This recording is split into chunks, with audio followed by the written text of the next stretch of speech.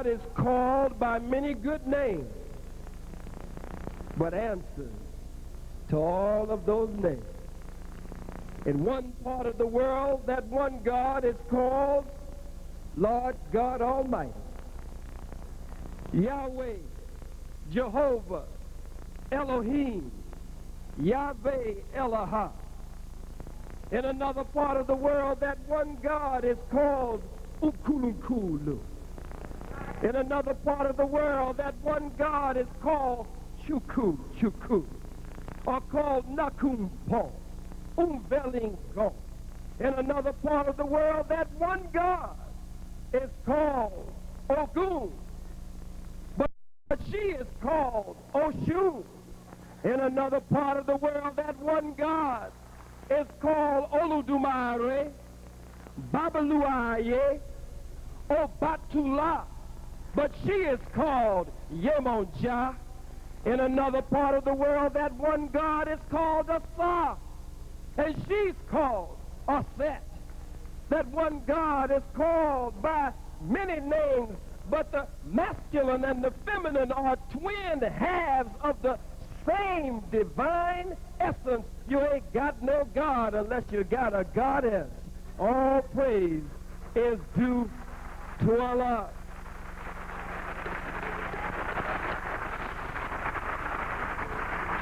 Called Mayat, called Nut, called by many names. But we call that one God Allah. And Allah means all in all. And it pulls all of the wonderful names together. And so that power, that spirit, that force that came in the person of Master Khalid Muhammad, to whom praise is due forever. And we forever thank him for coming, as it is written in the sacred scriptures of the Bible, that he would come to seek and to save that which was lost. And we can find no other people fitting the description of the lost brother, the lost sister, or the lost sheep, except we, the 50 million or more, mentally and spiritually dead black men and black women here in the hells of North America.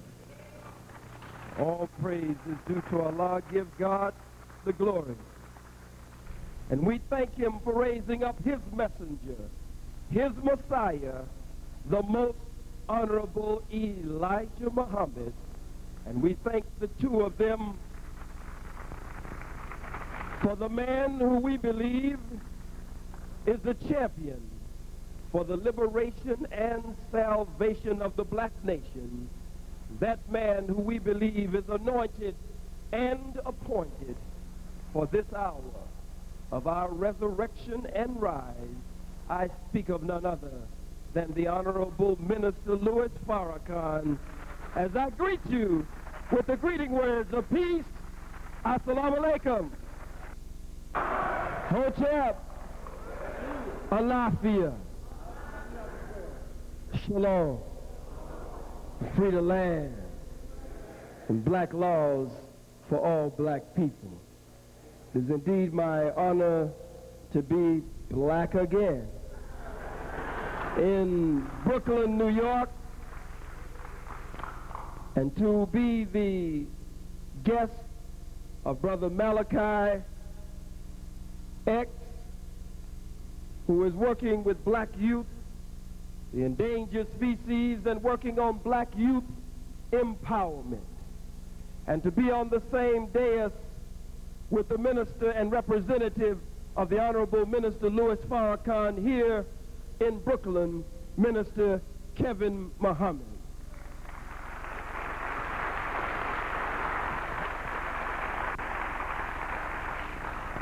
And to be on the dais with the young fiery warrior, 16 years old, that fires it up all over the country. Let's give him a black hand, young prophet.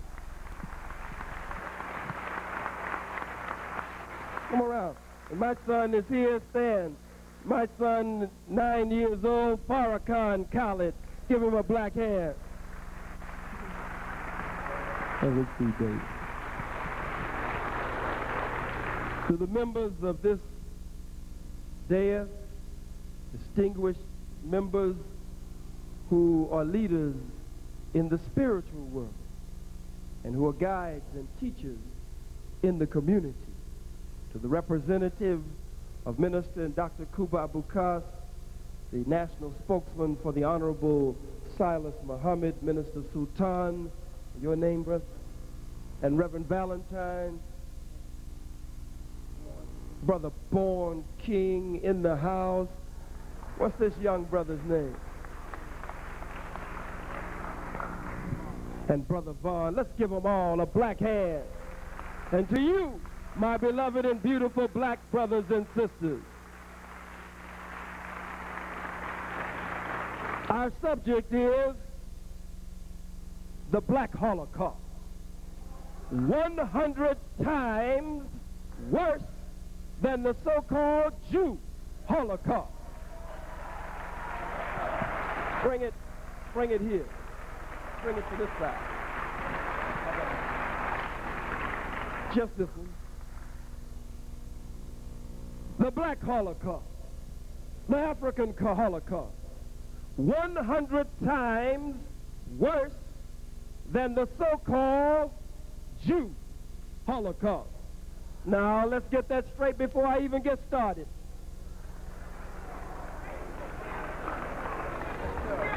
I don't give a damn who's in the house. Let's be clear here.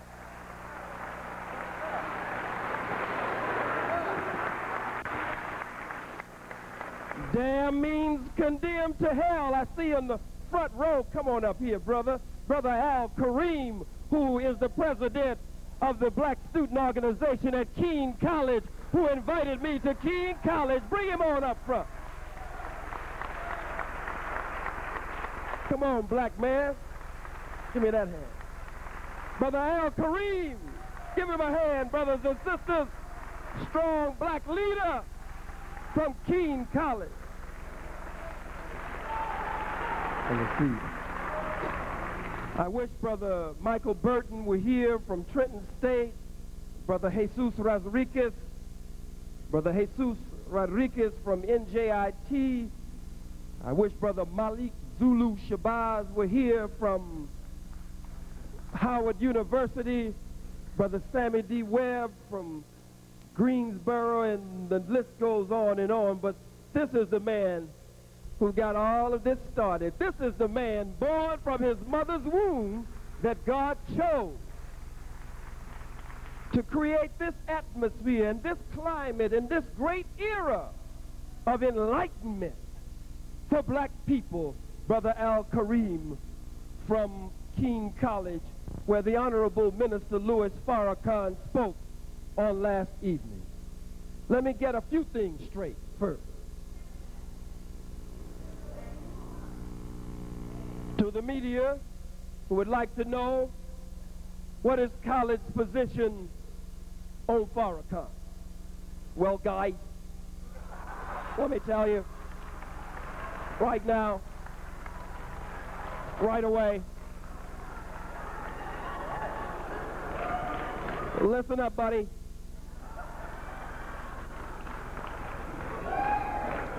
I don't give a damn about the media. The media never tells the truth. They always twist it.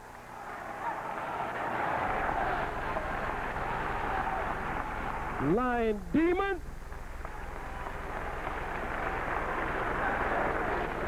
The Honorable Minister Louis Farrakhan is my spiritual father. He is my leader. He is my teacher. And he is my guide. And like any good son, I accept the discipline and judgment of my father, and I'm not running away from home.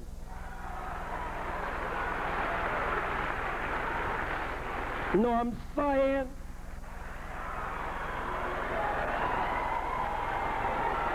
I ain't going nowhere. 30 years ago,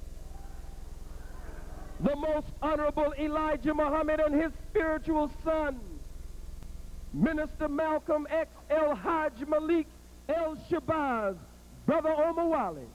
30 years ago, this same trial was upon and before the black nation and the nation of Islam in general. 30 years ago, starting in the month of November, as it was in the month of November 30 years later today, that Brother Al Kareem invited me to speak at King College. 30 years ago, at this same time, at this same hour, black people were wondering what was going to become of the relationship between the father and the son, Elijah and Malcolm. But the six, that was in the 60s. And the 6 is a 9 turned upside down. But these are the 90s. And we're going to turn that 6 right side up. And so we will put a positive period behind the history of Elijah and Malcolm. There is no Khalid Muhammad without Louis Farrakhan. There is no Khalid Muhammad without Louis Farrakhan. Yes, I'm hurt, but I'm a soldier. I follow a divine chain of command. I'm just wounded in action, know what I'm saying?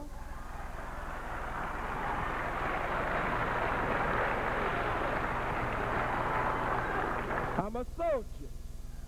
The soldier does not always understand the orders that come from the command post, that come from the communication center. But as a soldier who follows a divine chain of command, Louis Farrakhan is God's man in the midst of the black nation. I salute and follow the orders of my commanding officer and move on out. You know what I'm saying?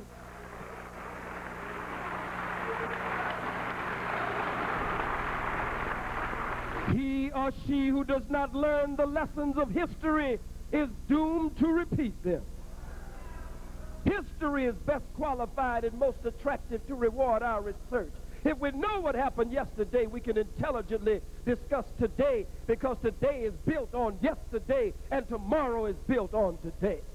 And if we know what went down yesterday, then we're not likely to let the same thing go down today. Never again. Never again. Never again. I must say to the whites who are here tonight, I didn't come to take no prisoners, guys. I'm not taking no prisoners tonight. Ain't no surrender. Not gonna tiptoe through the tulips. This is a serious subject.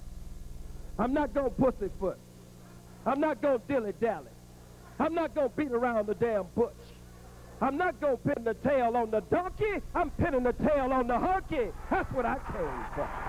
All praise is due to Allah.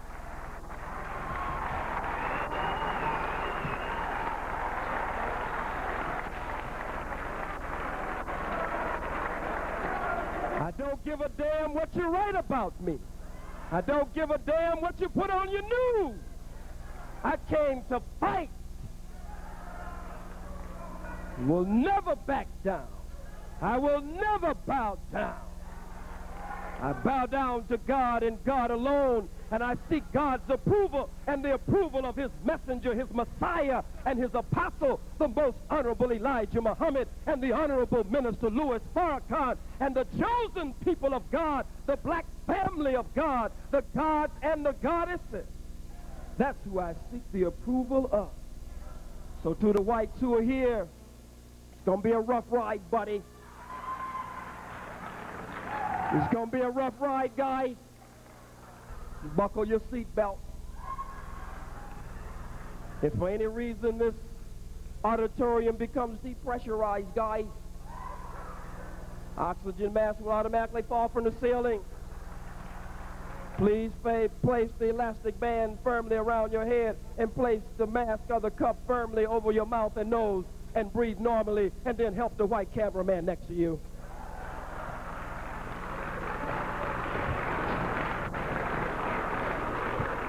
We say that the black Holocaust is 100 times worse than the so-called Jew Holocaust.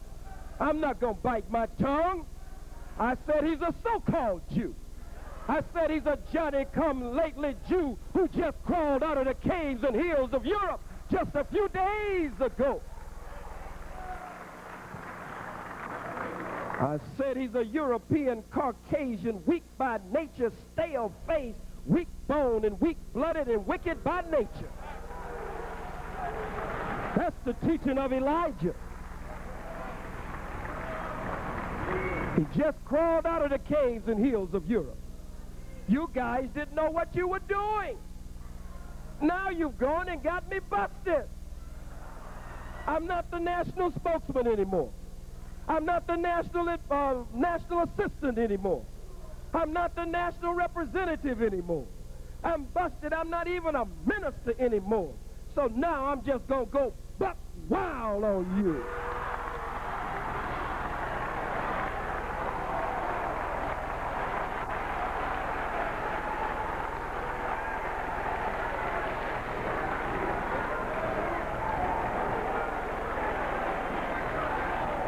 Whoop, there it is.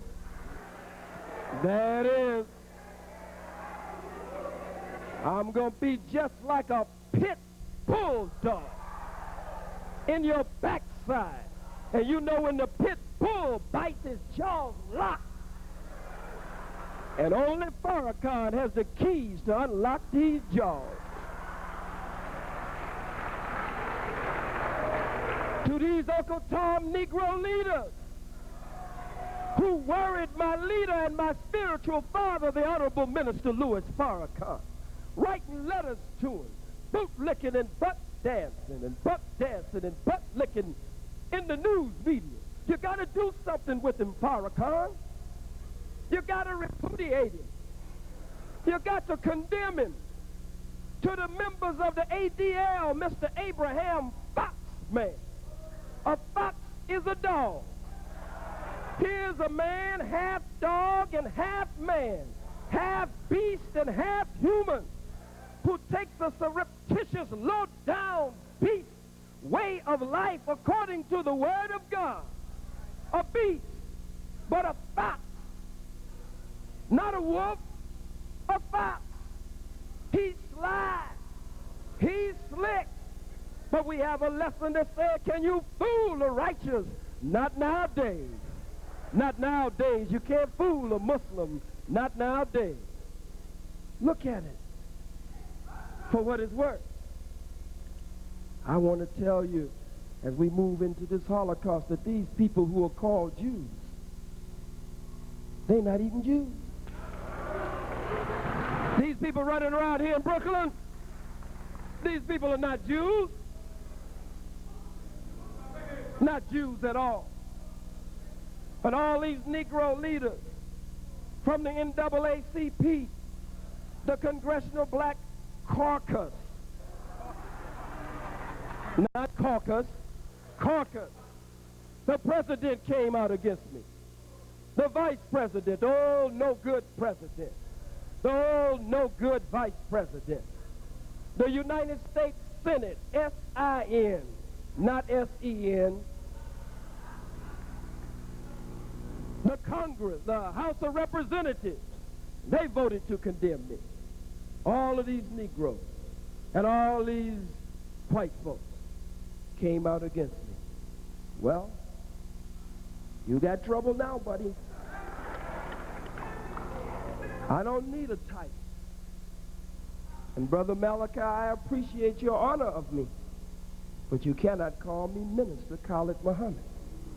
My teacher and my spiritual father suspended me from that post and that position, and I cannot disrespect him in public and in front of all of these people and come before you under that title until such time as God moves him, if that time comes, for him to put that title back on me again.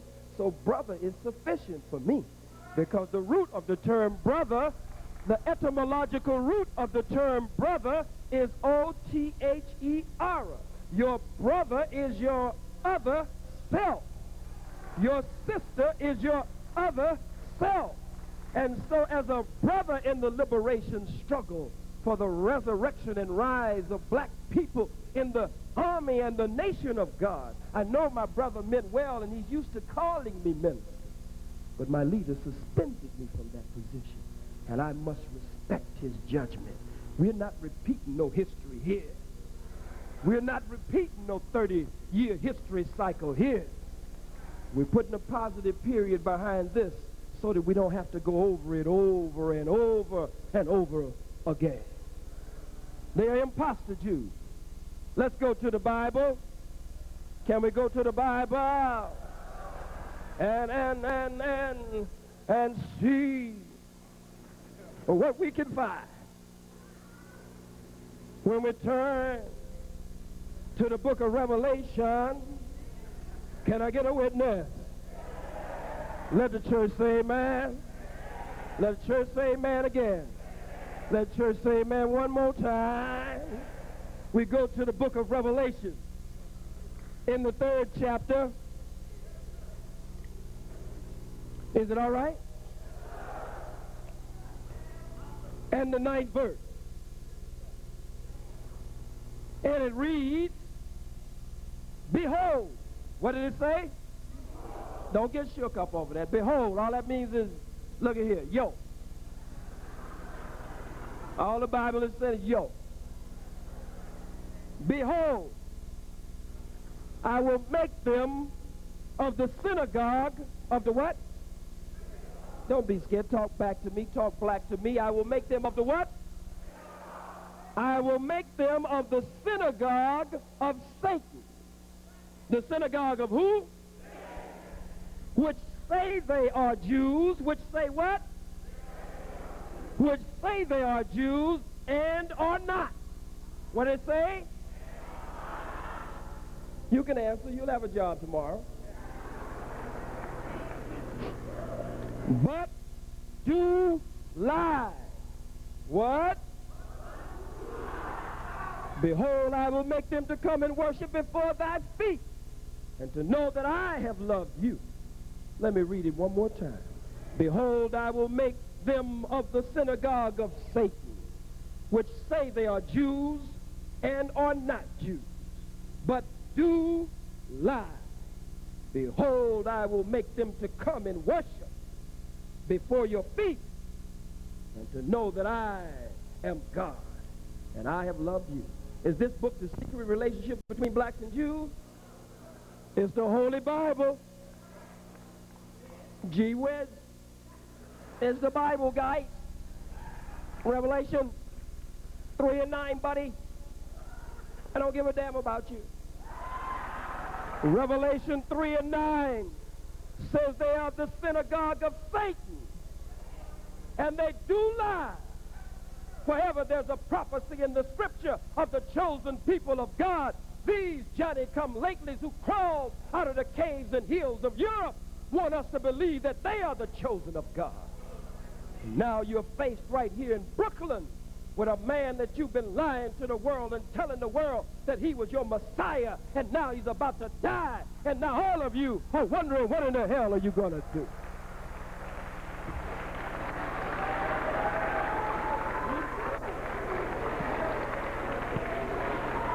As Ice Cube would say, you got the wrong nigga to mess with this time. Now that's John the Revelator. This book is not the secret relationship between blacks and Jews. This is the Bible. Now, are the Jews going to come out, the so-called Jews, tomorrow and say the Bible is an anti-Semitic book? Well, let's turn to the book of John. Where are we going? John, the 8th chapter, starting, well, we're going to start with the 31st verse and move on down and work our way around to the 44th verse.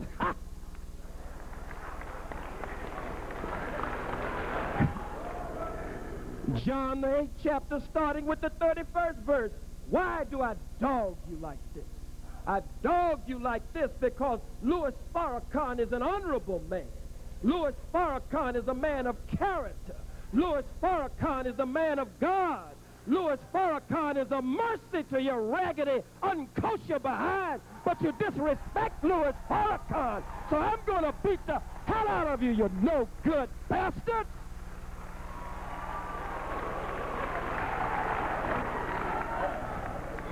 I don't want to be popular. If I'm popular, I want to be popular from working on my enemy's backside, giving my enemy hell. As I said, I don't have to be the captain. I don't have to be the quarterback.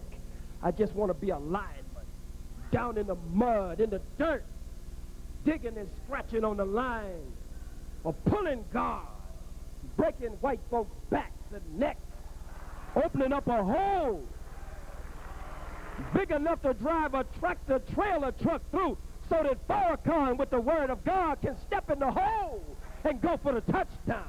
That's all I want to do. I want to be one of the flamethrowers of God, one of the fire throwers of God that will just burn your behind up.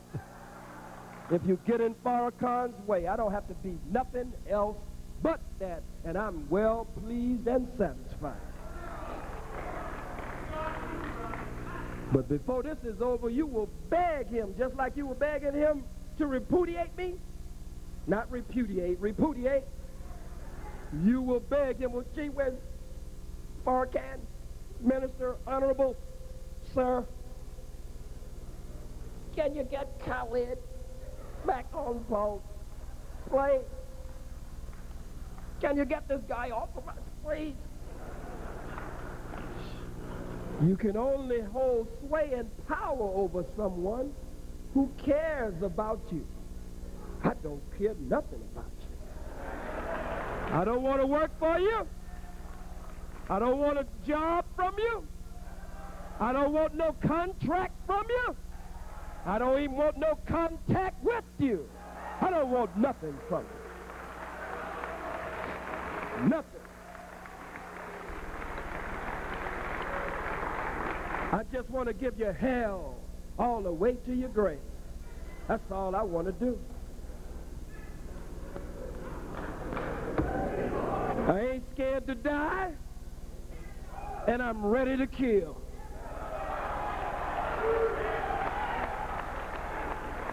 That's the Bible.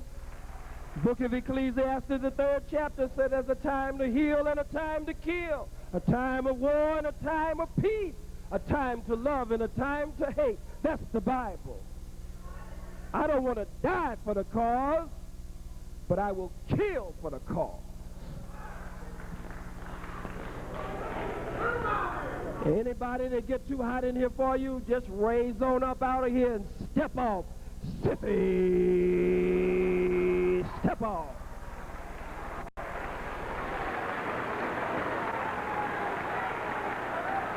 No, before it's over, you'll beg to dialogue with the Honorable Minister Louis Farrakhan.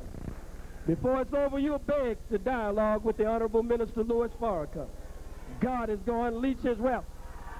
Unleash his wrath on you. His wrath.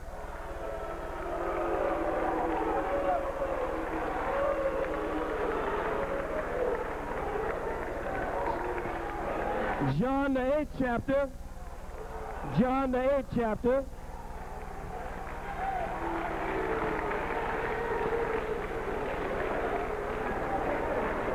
Listen to me. Listen to me. God damn it, that's the way they're supposed to go out. They're supposed to go out like that every time. See you, and I wouldn't want to be you. That's the way they're supposed to go out with their head hung low and they're dragging their tail between their legs every time. Blonde-haired, blue-eyed beast. John the 8th chapter, starting with the 31st verse. Then said Jesus to those Jews who believed on him. Who is he talking to? John 8:31. I'm not going to add any words to it. I'm not going to take any words out of it. I'm not going to interpret it. I'm just going to read it. All right? Then said Jesus to those Jews. Now who's talking? Jesus. Who? Who is he talking to? Now Jesus is not some blonde-haired, blue-eyed, pale-skinned, buttermilk complexion fella. Iron and board backside. No frills, no thrills, straight up but straight down. Mr. 6 o'clock. That's not Jesus. Jesus is a black man according to the Bible. His body like beryl, his body like jasper. Another scripture says his body would be like fine brass, as though at bronze, as though it had been burnt in an oven. I'm talking about a black Jesus. I'm talking about a black Lord, a black Savior, a black Master, and a black Redeemer. But these boot-licking Uncle Tom Negro leaders who keep hope alive, I am a somebody, or I am a somebody. I don't rightly know who the hell I am, but I know that I am a somebody. These Negro preachers who came out against me, these Negro politicians who came out against me. You got an old Negro in this town telling me he's running for senator. He should be run out of town by sundown. Or should be running for the border. How you gonna get respect when you ain't cut your process yet? Every Negro that came out against me, I have a right to answer every Negro that came out against me. I'm not speaking for the Honorable Minister Louis Farrakhan. I'm not his spokesman. I'm not his representative. I'm not his minister, but I'm his son. I love him. I'm loyal to him. My loyalty is unbending, unending, unswerving, and I'm sure it's unnerving. But you can't pin my words on him. He was not repudiated by these Negroes. I was. And so I have a right to answer every one of them. Boot-licking, butt-licking, buck-dancing, bamboozled, half-baked, half-fried, sissified, punkified, pasteurized, homogenized niggas.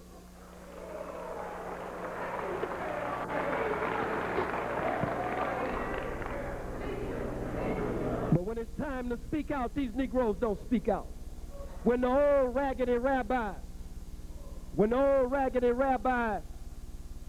after Dr. Goldberg or Goldstein or Gold something went into the mosque where the faithful were making their salat, making their prayers,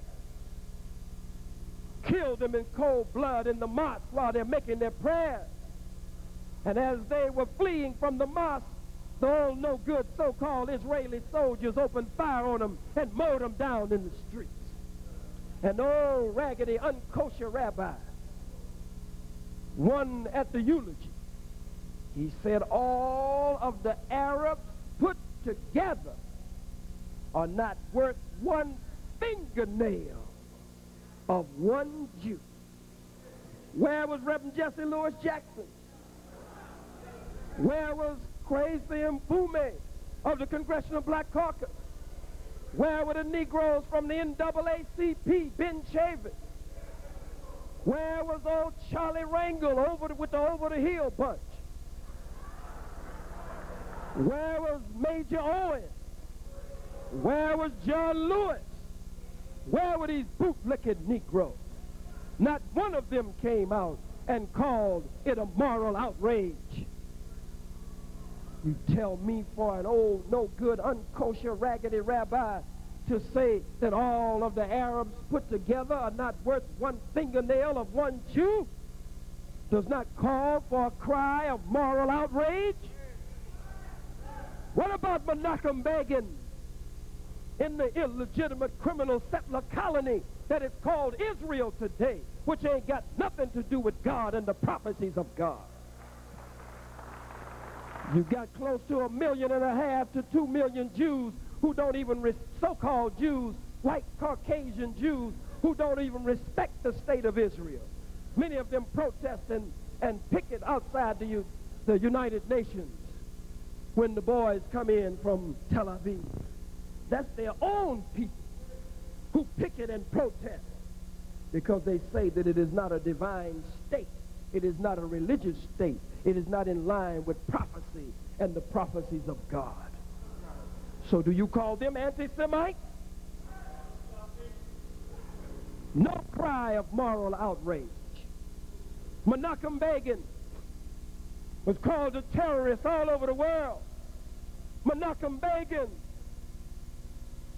desecrating the sacred places. Menachem Begin spilling blood all over.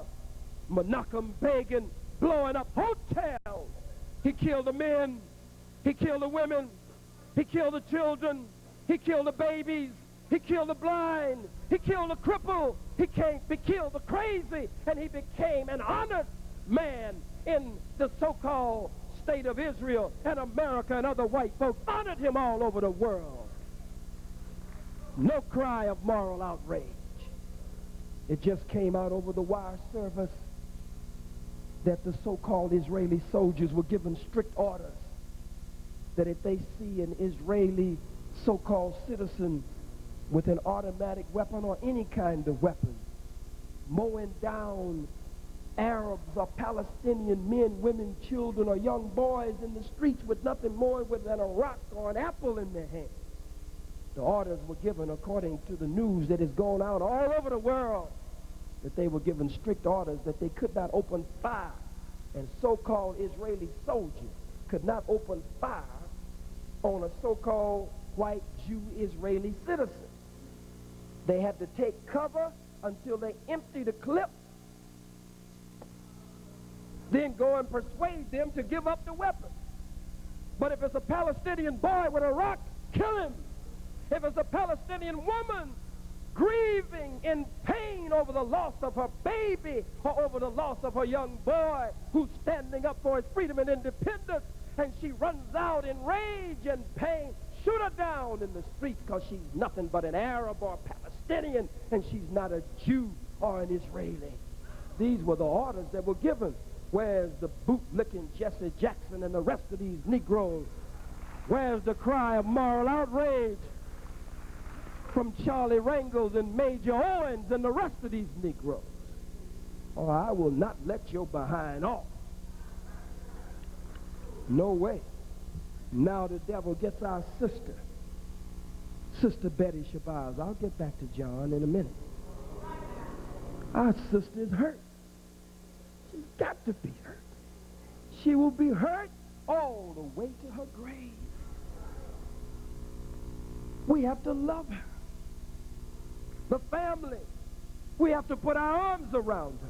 But for a no good, low down, dirty dog to sniff up behind her and come up around her to try to manipulate her pain and try to catch her in her pain and use her, that's a good woman. That's one of the queens of the black nation, one of the goddesses of the black nation. You get away from her, you no good, slimy devil. Get away from her, sniffing up around our sister. There will come a time when we are an independent nation, when we will kill you for less. When we come to power, we will kill you for less. Sniffing up around our sister, trying to manipulate her pain. That's a low-down snake of the grafted type that will go up and come up next to one of the queen mothers of the black nation. As the Holy Quran says, like a sincere advisor, like a slinking devil, whispering into the minds of the men, I might add the women and the jinn. Look at him. Leave our sister alone. She's in enough pain already. Well, Farrakhan had something to do with Malcolm's murder. Most of us were not even around at that time. in the high 99 percentile or more. Many of us were not even born at that time. It's true. Excuse me. But look at it.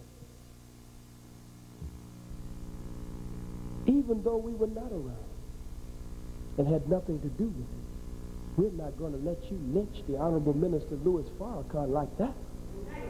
In the media or no way up, no other way. Well, we want to open up Malcolm's case again. You don't really want to open it up, devil. Because by now, most know that you had something to do with Malcolm's murder. You just fake it. You don't want to really open it up. You killed Martin Luther King Jr. You don't really want to open this up. In that audience when Brother Malcolm spoke, February the 21st, 1965, that Sunday evening, the audience was honeycombed with undercover agents and FBI and police. But not one of you stood up with your service revolver to engage the assassins of Malcolm. Not one of you stood up. Gene Roberts, along with others pretending to be bodyguards of Malcolm. Undercover agents for you, cracker. When the smoke bomb was dropped, Gene Roberts, the undercover agent pretending to be a member of the OAAU of Brother Malcolm, ran and left his post so he could get out of the line of fire because the script had already been written. These men not going to run, I don't think. Most of them have been tested. General Order number 5 is to quit my post only when properly relieved. Gene Roberts ran to get out of the line of fire. He pretended to be giving Malcolm mouth-to-mouth resuscitation and sucking the life out of him at the same time. Now the white man puts Gene Roberts all on his TV. He's a celebrity now. Where's the moral outcry? And the San Francisco Examiner and the LA Times came out with the evidence on the raid on the ADL's headquarters and how the ADL had undercover policemen, FBI agents, CIA agents that were working inside of these departments getting top secret information and personal private information on so-called citizens, on preachers, on churches, on Dr. Martin Luther King Jr., on the civil rights movement. Jesse Jackson know about it. Ben Chavis know about it. Major Owens know about it. Huh? Al Sharpton know about it. Where's the cry of moral outrage? Where's the condemnation of the ADL? But these Negroes are scared. Sharpton might come out, but the rest of them Negroes are scared. Our Holocaust is not just a physical Holocaust. That's why I'm covering these points.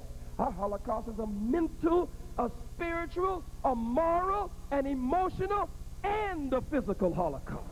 And then you try to destroy the leadership that God raises up in our midst to get us out of this condition. Talking about you lost 6 million. John the Revelator just said you were a liar. The historians, the scholars, the scientists, they went to some of the death camps. They interviewed them.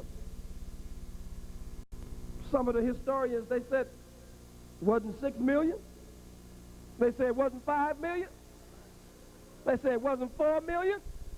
They said it wasn't even 3 million. Some of them say we'd be hard-pressed to get 2 million. Some of them say we'd be hard-pressed to get 1.5 million. I said, wait a minute, don't do the guys that bad. They've been telling this lie all these years. Wait, hold it. I hope I don't scare you now. As Brother Malik Zulu and the Defiant Giants would say, hold it. I hope I don't scare you now. Look, I didn't say it. These are their own white people saying this. Call them the anti-Semites. But you want to wash our face with your 6 million. Schindler's List. I went to see Schindler's List. My little 9-year-old son, Farrakhan Khalid, his name is Farrakhan Khalid. We went to see Schindler's List. Yes, I was touched. Yes, I was moved. We're the chosen people of God. We're spiritual people by nature. We feel human pain and suffering, even if it's our enemy who puts us in slavery. We got some feelings. In fact, that's our problem. We got too much feeling.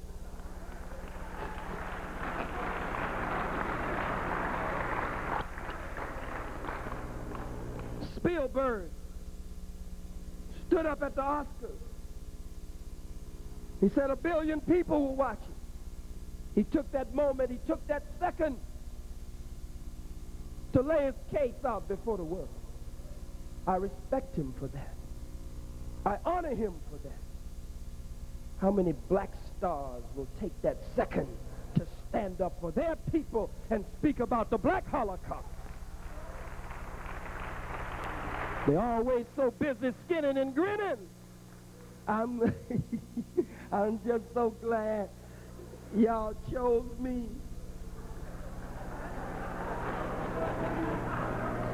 I really don't deserve it. You don't deserve it. Look at Muhammad Ali. When Muhammad Ali was out there, he took every second to talk about the struggle of his people and the divine leadership that God had raised up in the midst of the people. Howard Cosell would be so frustrated with him.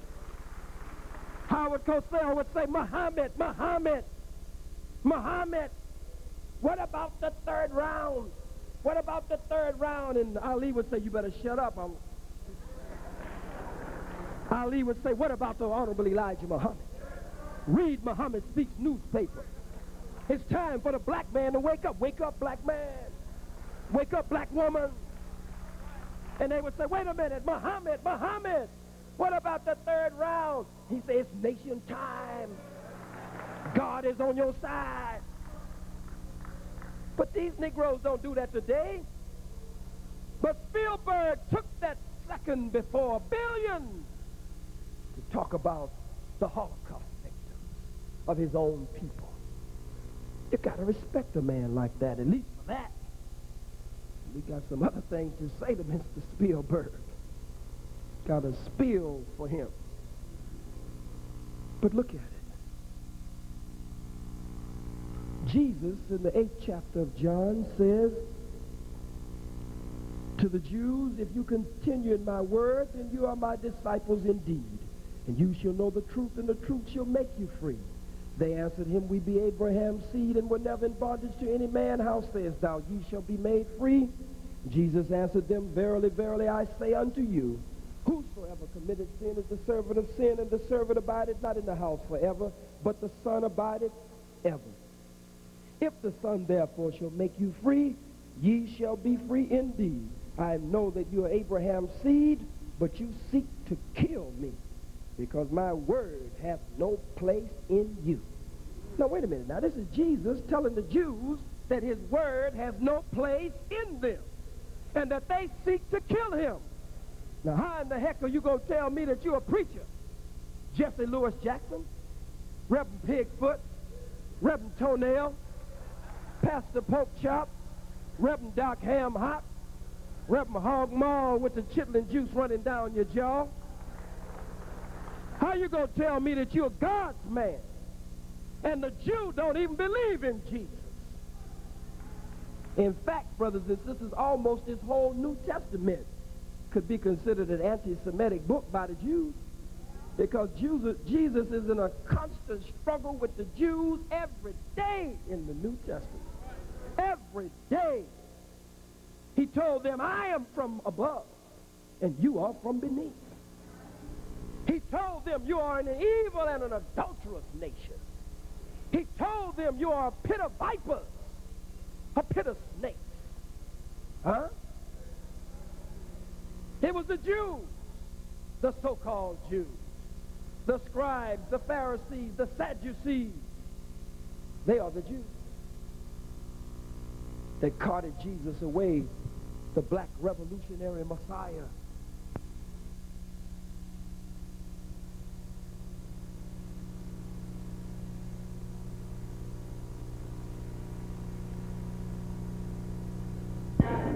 Yeah, I'm an ex-convict.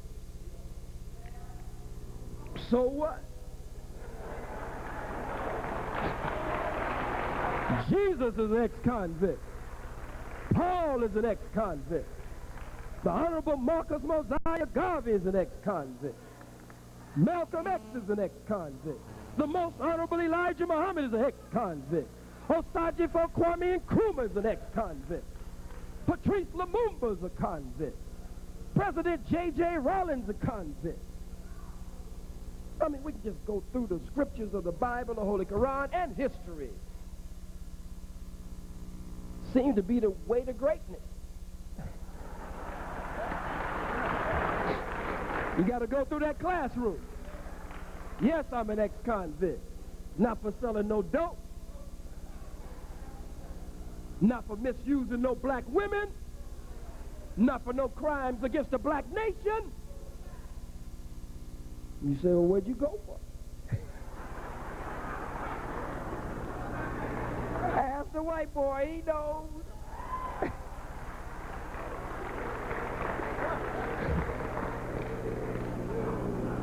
They locked Jesus up, made him a convict, put him on death row to crucify him for heresy, high crimes and heresy. Jesus goes on here in his day-to-day struggle with these Jews. They ultimately crucified him. The so-called Jews crucified Jesus. That used to be a constant battle between the so-called Jews and the Catholic Church. The Catholic Church was constantly criticizing and attacking the so-called Jews for the murder of Jesus. It was an ongoing battle for many years. Go to your library and look it up tomorrow.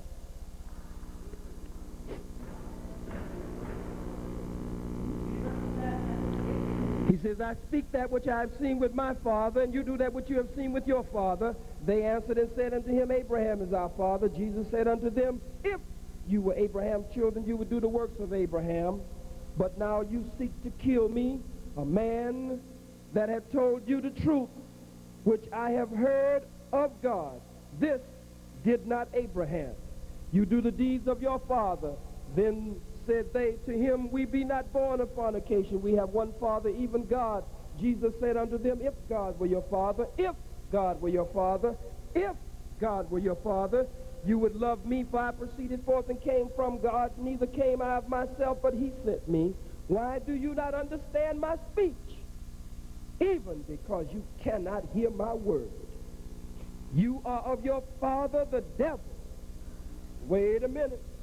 You call me a hater. You call me a racist. You call me a bigot. And you call me an anti-Semite.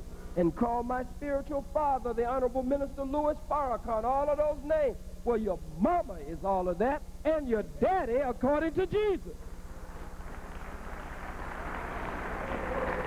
Jesus is playing the dozen with him. He said, you are of your father, the devil. And the lust of your father you will do. He was a murderer from the beginning, and abode not in the truth. When he speaketh a lie, he speaketh of his own, for he's a liar and the father of the lie. Now, Jesus is talking to the Jews. Is this the secret relationship between blacks and Jews that Brother Sundiata and Sister Chandala or Amin Ra and ISIS is selling right outside the door? Is this a secret relationship, or is this the Bible? What is this? Is this an anti-Semitic book?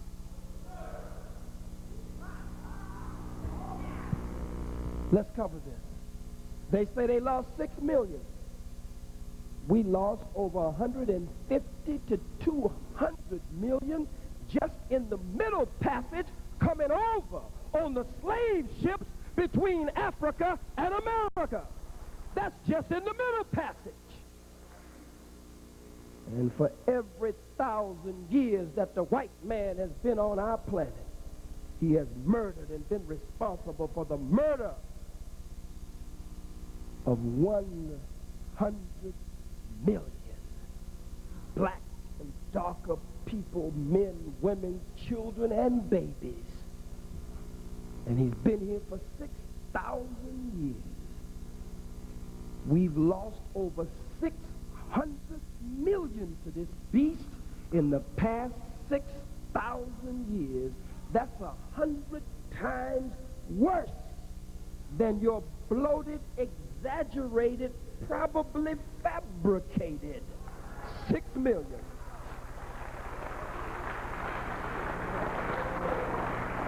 I don't want to be your friend. If God is through with you, I'm through with you too, buddy.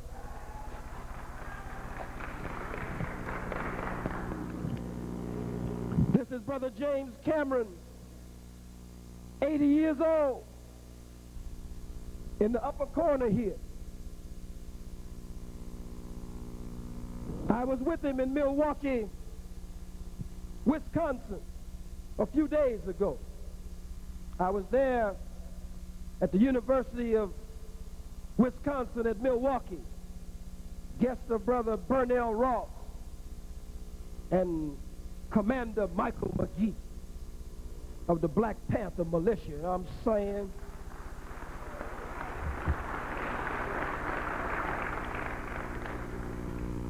Brother James Cameron is the curator and founder and director of the American Black Holocaust Museum that is being set up in Milwaukee, Wisconsin. Look at this Jew. Look at this so-called Jew. Over a period of time, it is reported that $150 million is to be spent in setting up the Jewish Holocaust Museum on American soil in Washington, D.C., when they say their Holocaust took place over in Germany. No Holocaust museum for the sons and daughters of Africa displaced in the death and decadence of the diaspora of the Western world here in the hells of North America. But these no-good Johnny-come-lately unkosher Jews can get $150 million to set up a Holocaust museum in a land where they say their Holocaust didn't even take place.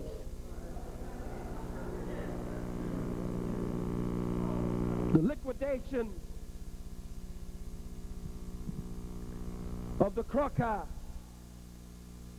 ghettos, where Mr. Schindler, who was a profiteer, Mr. Schindler, who was a swindler, swindler's list, no good cracker, a profiteer.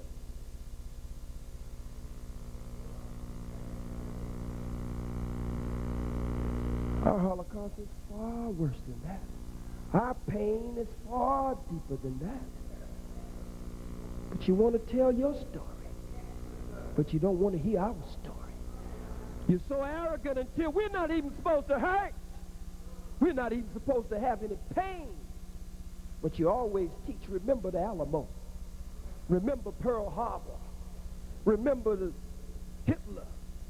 But you tell us, oh, forget about all of that. You're teaching hate. That's hate. Forget all that hateful stuff, but you make us remember when you got hurt or whenever you went through and experienced any kind of pain. You are not in the Krakow ghetto anymore. We're still in the ghettos of America. You're thousands of miles away from the ghettos of Europe, but we're still in the ghettos of the hells of North America, on the reservations of America. In fact, that's what they are, reservations. The only difference in us and the Indian is the Indian lives on a reservation and knows that he lives on a reservation, that she lives on a reservation. We live on reservations and don't even know it. You go north to such and such a street, you run out of us. You go south to such and such a street, you run out of us. You go east or west on such and such a street, you run out of what they call the niggers. We live on reservations, far beyond ghettos, land specifically reserved and set aside for us. We don't live all over America. We live on dots. And we go from dot to dot to dot. You say you're going to Los Angeles, you're not going all over Los Angeles. Stop lying. You're going to leave the Brooklyn dot, go straight to LaGuardia or JFK, catch one of them white folks' jets. You're going to land at Los Angeles Airport, and immediately you're heading for the Los Angeles dot. If you stop at all, you're going to stop for temporary reasons, with some greasy paper bags, or buy some new Glad rags, or some chocolate gorillas or something, and then you're going straight on to the Los Angeles dot. It's from dot to dot to dot. Our whole existence is far beyond a ghetto like the so-called Jew had in Europe. But it's on a reservation, it's on a dot. And that's where our total existence is. From the womb to the tomb, from the cradle to the grave. That's where we do our being born. That's where we do our schooling, our fooling. That's where we do our punking, our chomping. That's where we do it all, right on the dot. We might have a car long as this church. Where you going? One end of the dot. Get in your car and ride all the way down to the other end of the dot. Turn around and go back to the other end of the dot. Styling and smiling and profiling for the rest of the slaves on the dot. You might have a CD or a stereo as long as this stage on the dot. You hit a button down here, got to run way down there to get the CD on the dot. You are out of the ghettos, so-called Jew. We are still in the ghettos, still on the reservation. You came out, many of you with your own names. Though you've been slick enough to change your name in different societies, you wear whatever name is convenient so that you can mix in and blend in and usurp and supplant the society. You wear Spanish names. You wear German names. You wear English names. You wear Polish names. Oh, you're a slick one, all right. But the cover is being pulled off of you today. And I'm going to strip you buck naked so that you don't have a stitch to hide behind.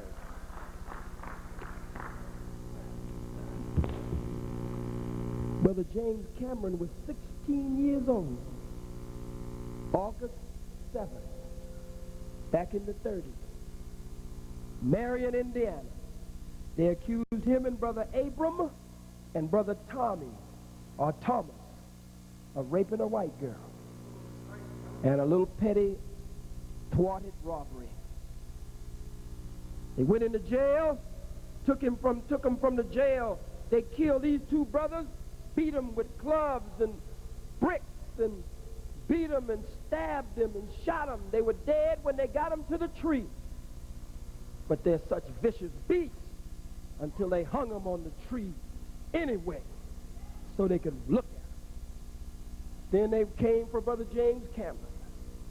Beat him, mutilated his body, stabbed him, put the noose around his neck. And a voice penetrated the atmosphere. The white folks say they don't know nothing about no voice. I guess it's a black thing. You wouldn't understand. But a voice penetrated the atmosphere saying, leave that boy alone.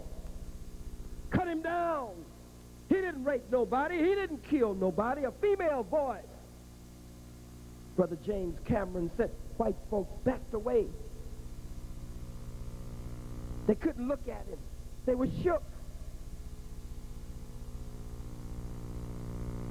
He got down, they took the noose from around his neck. He staggered back to the jail cell. And he lives today to tell the story by God's grace and by God's permission. And in the Black Holocaust Museum, there's many rooms in there. He's going to have what is called the Chamber of Horrors. And in the Chamber of Horrors, he's going to have a black man hanging in the center of the room in a glass case in the Chamber of Horrors. You don't know what horror is, so-called Jew. I saw Schindler's List where they were shooting you in the head. That's a merciful death. That's a merciful death. But what about being alive with both eyes open and tied up and then put in the flames? Where's that picture? Let me have it. What about being burned alive? Burned alive. White folks tiptoeing, skinning, grinning. Here's even a snagger toothpecker wood trying to get in the picture. Blood popping everywhere, flesh popping everywhere. They would sell tickets. They'd have train excursions. They would have caravans from city to city to see a nigger burned alive. What kind of mind is this? What kind of mind is this? The Bible says it's the mind of a beast. Our lessons ask the question, can you reform a devil? Let's see.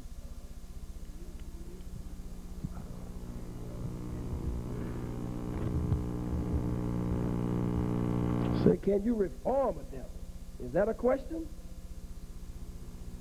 Lesson number 1, question and answer number 34. And can you reform devil? Answer, no. All the prophets have tried to reform him, devil, but were unable. So they have agreed that it cannot be done unless we graft him back into the original man, which takes 600 years. So instead of losing time grafting him back, they have decided to take him off the planet, who numbers only 1 to every 11 original people. And send a shout out to all the gods and earths in the house.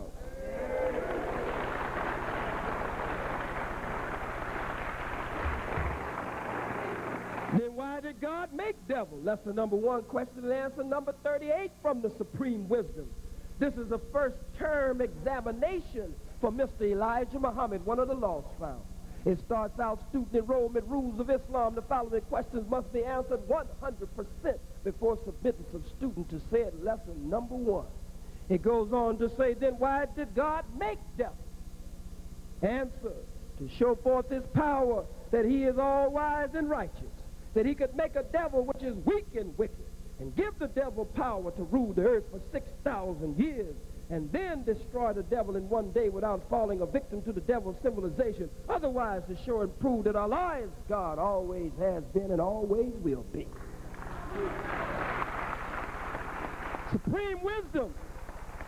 Lesson number 2, question and answer number 39. Now tell us, would you hope to live to see that the gods, that who? That the gods, who? That the gods will take the devil into hell in a very near future? Answer, yes. I fast and pray. Allah, in the name of his prophet W.D. Farad, that I see the hereafter when Allah in his own good time takes the devil off our planet. Lesson number 2, question and answer number 40. What will be your reward in regards to the destruction of the devil? Peace and happiness. What did they say? Brothers and sisters, you deserve a break today from this devil. Peace and happiness.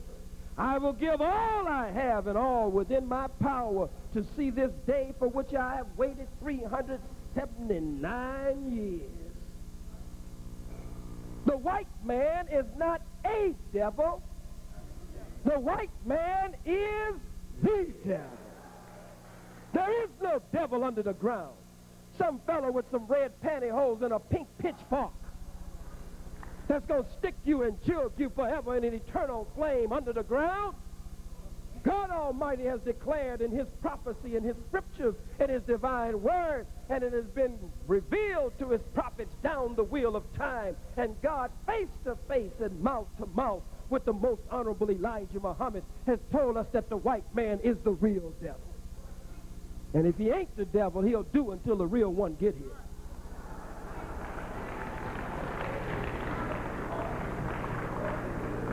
He's the real devil. No fella under the ground with no red pantyhose and no pink pitchfork. You bring me your devil from under the ground with the red pantyhose and the pink pitchfork, and we'll get one of our devils from on top of the ground.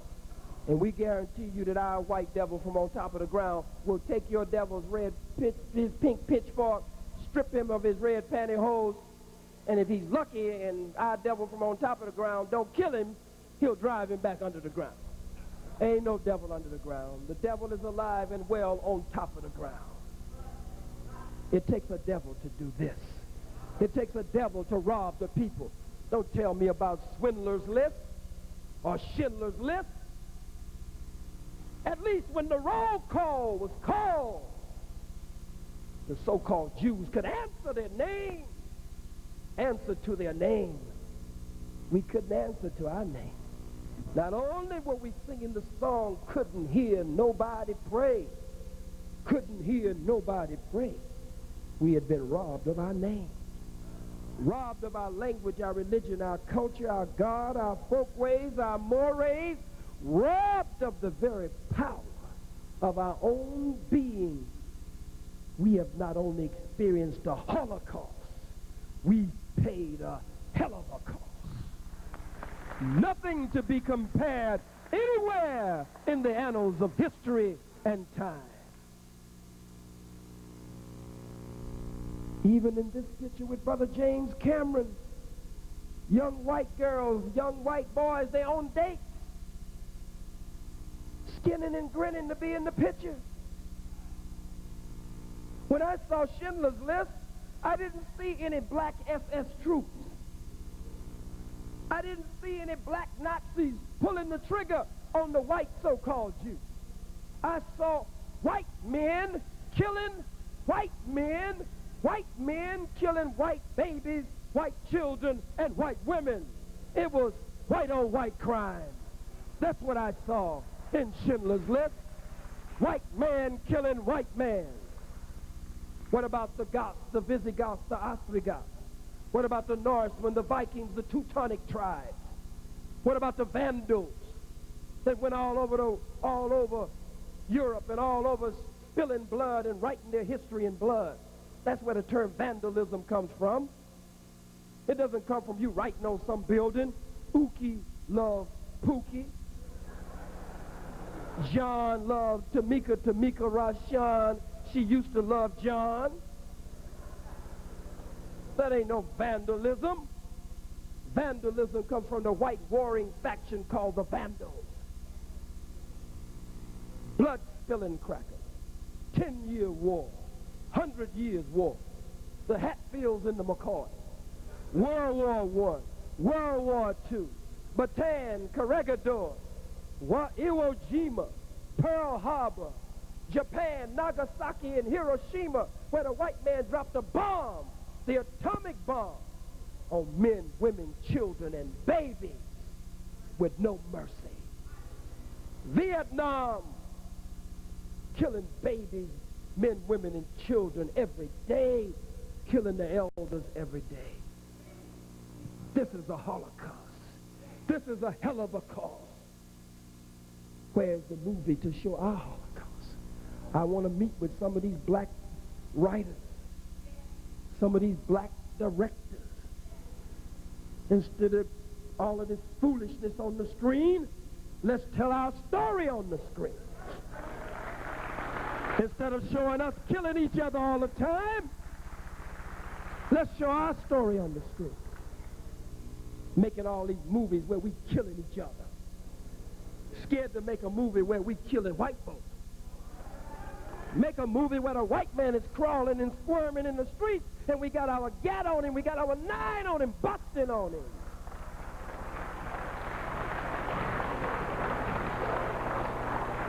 Make a movie like that.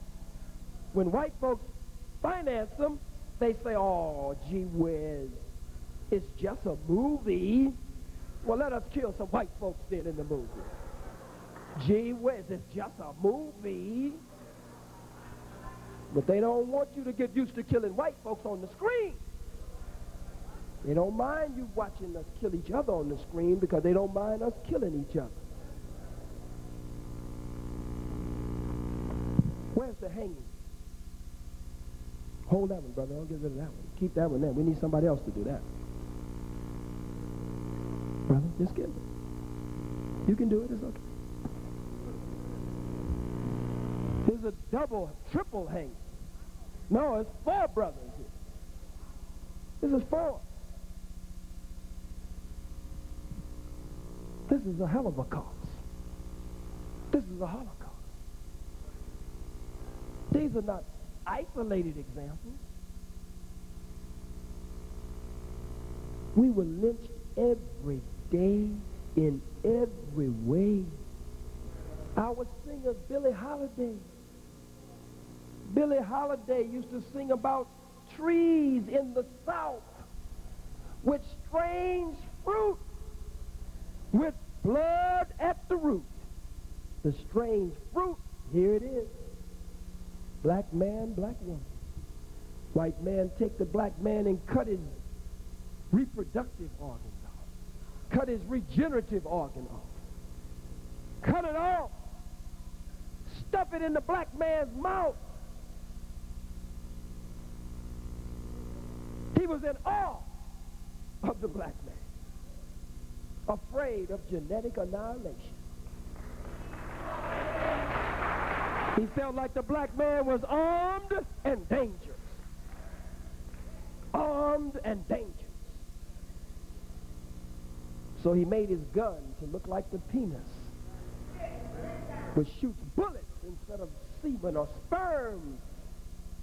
And he made it black and brown to remind him of his fear of the black man. Genetic. His fear of genetic annihilation. And he calls his gun the equalizer. Dr. Frances Cress Welsing. Read her book, The ISIS Papers. One of our noted psychiatrists and great scholars. His games deal with balls all the time. Basketball, dealing with the scrotum sac. Football. What's the object of basketball? Keep that big brown ball from getting down on the other end of the court in that round hoop, which represents the womb of the white woman with the white nets representing the blonde hair in the pubic area. Keep them from shooting, black man shooting 3-pointers. Shoot from half court. Stop dribbling at half court and fly the rest of the way and in and under and over and around and slam dunk and bust the backboard. White man say, gee whiz, my God. Football, keep that brown ball from getting down to the other end of the field and get between those upright goalposts with the white pads there. Don't let it get between them goalposts, representing the open legs of the white female. The games that people play tell you something about their subconscious mind.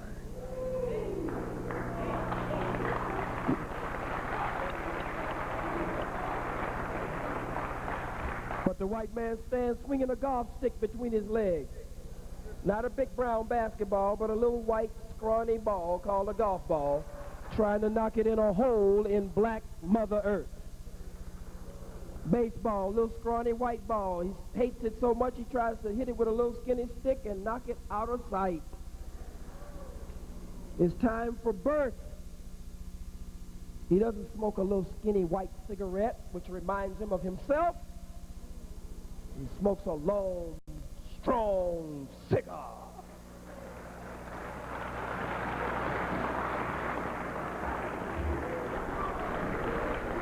His fear is of genetic annihilation. It's a subconscious inferiorization. And so he would not only lynch the black man, but cut his regenerative organs off. Cut black male genitalia off. Take black women, 9 months pregnant, stomach full and round. Strip her naked. Tie her up. Tie horses to one leg, horses to the other leg. Beat the horses, make them run in opposite directions until they rip the black woman apart. That's a hell of a cost. That's a Holocaust. Your Schindler's List is punk stuff in comparison to what we went through.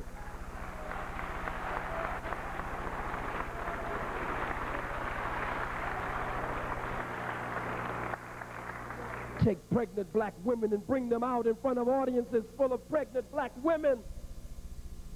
Tie him up, take his knife, stick it into the full stomach of a black woman, rip the stomach open with his knife, reach his syphilis, gonorrhea, AIDS, nasty, slimy hand inside, snatch the unborn black baby from the black woman, throw it to the ground and crush the black baby's head with his boot heel. That's written in the white man's history books. It's written in black history books, so you'll have it in black and white. It's right there in the history. Why would he do this in front of other pregnant black women? So that the fear of adrenaline, so that the adrenaline and fear would run throughout the circuitry of her body, coursing its way through her veins and affect the unborn baby in her womb, hoping that the black baby would be born afraid of a wicked slave master. That's the Holocaust. Your Schindler's List is punk stuff in comparison to the fact that many Jews played a role in the slave trade. Let's go to the book on you, buddy.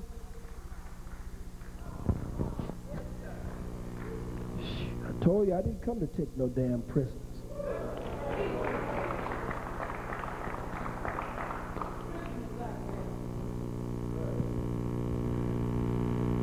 In the Talmud,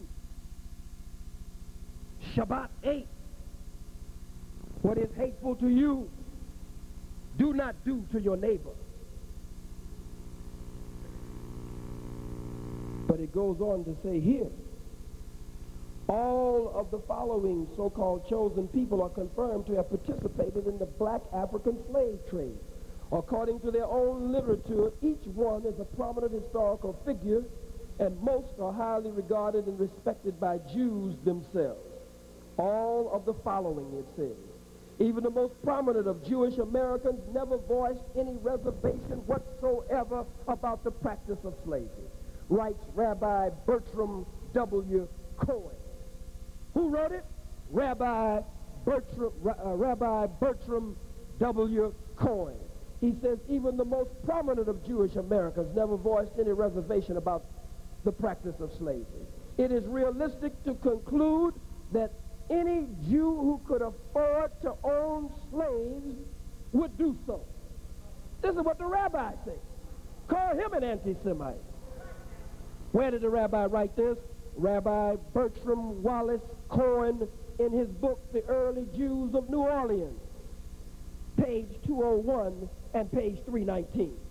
Check it out, buddy. In fact, Jews participated in every aspect and process of the exploitation of the defenseless blacks. Then it goes on to give page after page of a list of the Jews and the name of the slave ships they owned. Not only that, but it says those Jews who didn't own slave ships financed the expedition. Those who didn't finance it were in the insurance business and insured it. And the census points out that 75% of the Jews owned slaves. Only 36% of the white Gentiles owned slaves, but 75% of the white Jews owned slaves. Where do we get that from?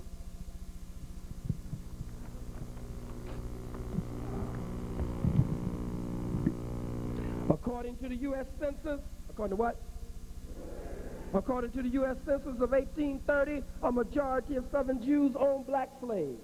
Ira Rosenwake, a respected Jewish authority who has published Jewish population studies, has revealed that as many as 75% of Southern Jewish households held black men, women, and children as slaves. Even more striking, in 1890, when slavery was abolished, 2/3 of all of the Jewish families in the United States owned slaves. Let's call Mr. Ira Rosenwake an anti-Semite. He was a respected U.S. census taker who reported and recorded U.S. census. And he was one of your own people, white folks, white so-called lying Jews. He said 75% of your people owned slaves. But you attacked Dr. Leonard Jeffries. You're attacking Dr. Tony Martin. You attacked Brother Steve Copeland. You attacked Professor Griff. And you attack the Honorable Minister Louis Farrakhan on a daily basis because you don't want the cover pulled off of you. Let me cover a few more things here. Throughout the history of this practice, Jews have been involved in the purchase and sale of human beings. This fact is confirmed by their own scholars and historians. In his book, A History of the Jews, Solomon Grezel states, quote, Jews were among the most important slave dealers. What did he say? This is Solomon Grezel, a Jew, in his book, A History of the Jews. He says they were among the most important of slave dealers in European society. Lady Magnus writes that in the Middle Ages, quote, the principal purchasers of slaves were found among the Jews. They seem to always and be everywhere at hand to buy and to have the means equally ready to pay. Let me just cover just a couple of more. I don't want to bore you here. Jews and the rape of black women. The female slave was a sex tool beneath the level of moral consideration. She was an economic good, useful in addition to a menial labor for breeding more slaves. To attain that purpose, the master mated her promiscuously according to his breeding plan. The master himself and his sons and other members of his household took turns with her for the increase of family wealth, as well as for satisfaction of their extramarital sex desires. Guests and neighbors, too, were invited to that luxury. Jews engaged in widespread practice of sexual exploitation of dependent female slaves. Such was the practice of Jews in the Middle Ages, according to Louis M. Epstein, a white Jew, Louis M. Epstein, in his book, Sex Laws and Customs in Judaism. This is Jews talking about Jews. It goes on to say that they were involved in stopping the slave revolt of Nat Turner, and that they joined in to put down other slave revolts. We even have the sermons of some of the rabbis who spoke up in many synagogues in support of slavery. I even have up here the voting record of so-called Israel. Every time South Africa's vote has come on the floor regarding apartheid, I have the vote of South Africa in the Israel for South Africa in the United Nations. And you wonder why I called it the Jew-United Nations? You wonder why I call this Jew York City? You wonder why I say the Jew-University? Because you control them. And there's no question about it. I'm about to wrap this up. Where the slave ship?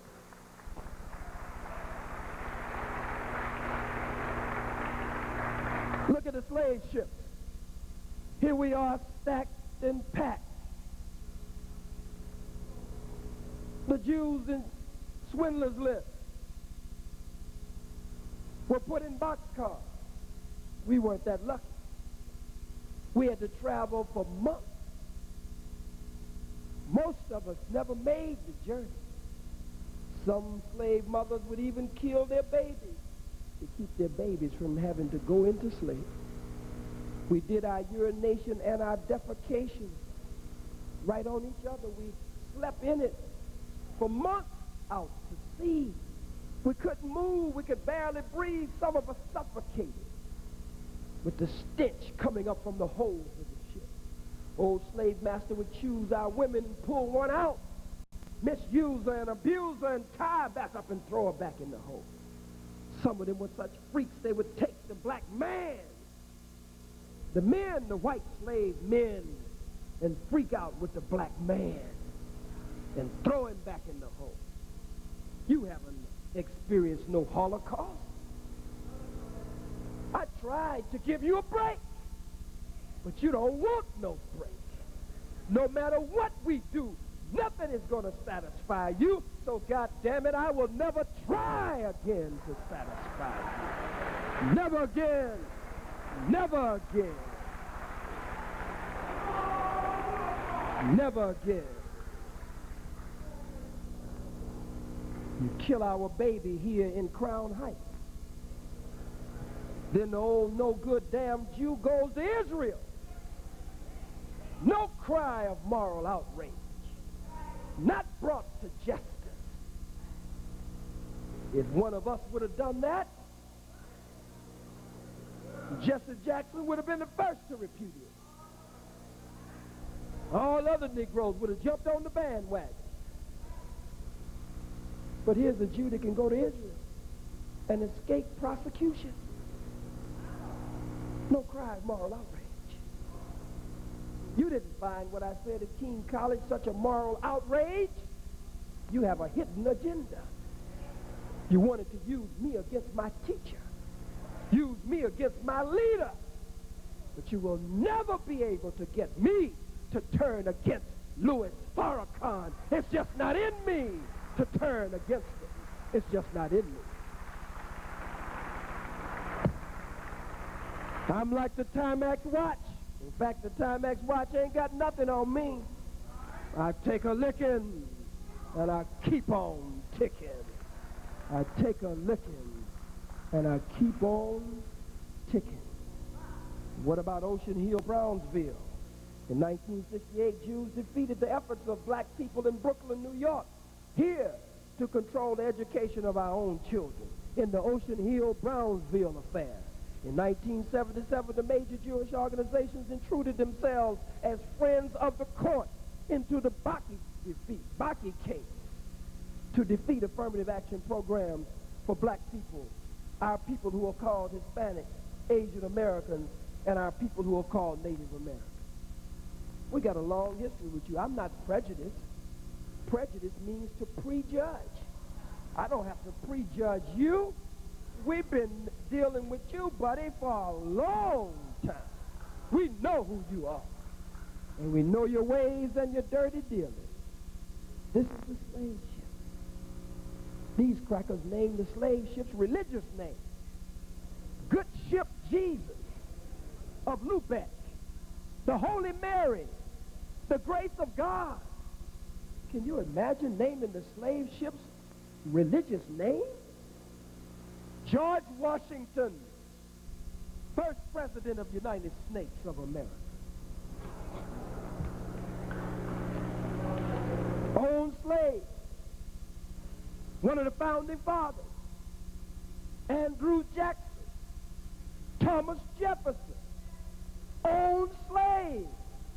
You Jews, you who call yourself Jews, you got away from Hitler. You are Holocaust survivor. We still in the oven. We ain't got out of the ovens yet. If the founding fathers were slave holders, what chance do we have? George Washington, Thomas Jefferson would have babies after raping black women and sell their own children into slavery for syrup and molasses and rum. That's how wicked these beasts are. And we're still under that. No Jew could stand that. You get a snotty nose and start crying when you hear that the Honorable Minister Louis Farrakhan has just come and speak on your campus. You couldn't stand it to have to celebrate holidays called President's Day, honoring these crackers who were slave holders and rapers and murderers of black people. Abraham Lincoln Day, George Washington Day. Abraham Lincoln signed the Emancipation Proclamation.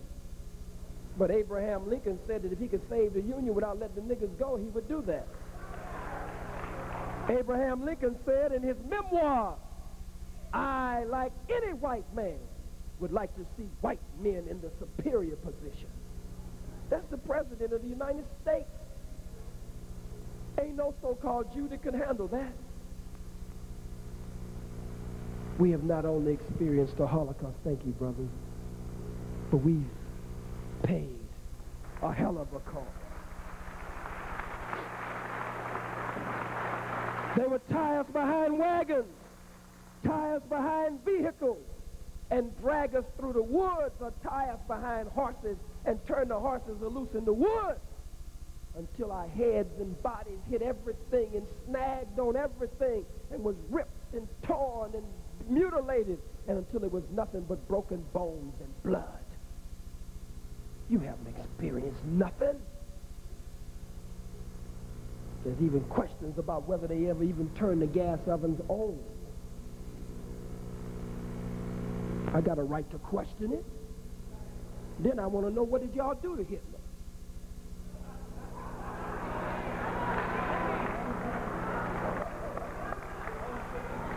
Everybody always talking about what Hitler did to you. What did you do to Hitler?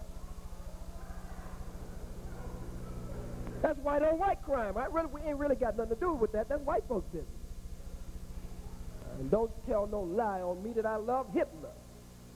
You're a liar, and the truth ain't in you if you tell that lie. Well, we know that anyway, so you might tell a lie anyway. You don't love Hitler. Then we find out that it was black troops that played a major role in getting some up out of the death camps over there. Then the Jews got mad when, what was it, the Liberator, one of them, when it came out, they said they didn't want it to come out that no niggas got them out of the camps.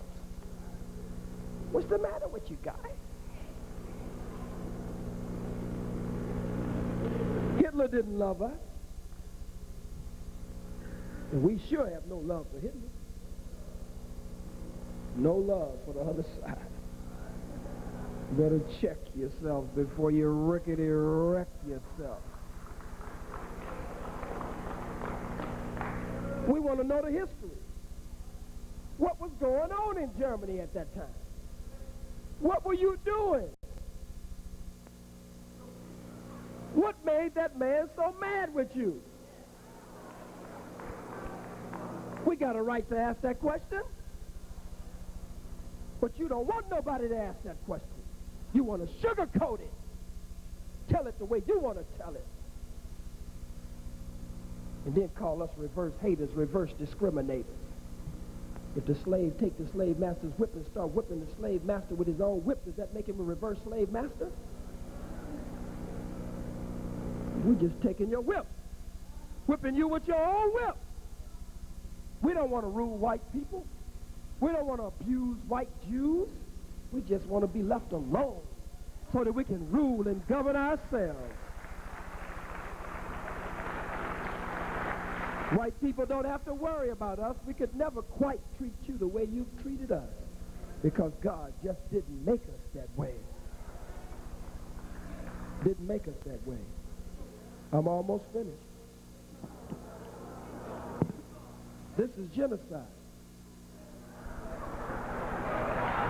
This is genocide.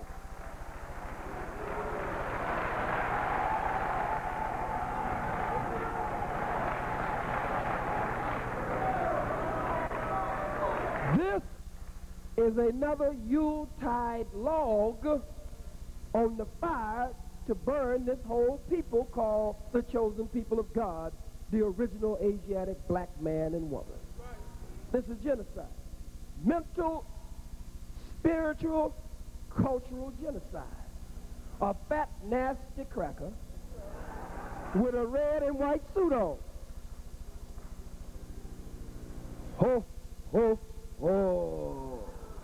And before it's over, you, oh, oh, oh. Every peckerwood in town. Talking about this cracker gonna come down your chimney and you staying in Fort Greene. They ain't got no chimney.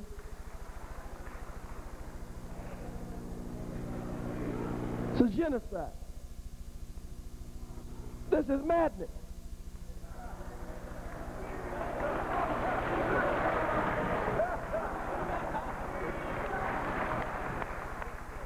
This is crazy. This is whack as hell. A white rabbit that lays chicken eggs. Give me a break to go and whole onions. A white rabbit that lays chicken eggs. And sometimes a white rabbit that lays chocolate chicken eggs. Some of you getting ready for Easter, 90 going 100. Lord have mercy. Lord child. Lord Jesus. It's Easter. You getting ready to get your big hat with the cherries and bananas and all stuff on top. And your Easter dress and your Easter shoes and your Easter suit.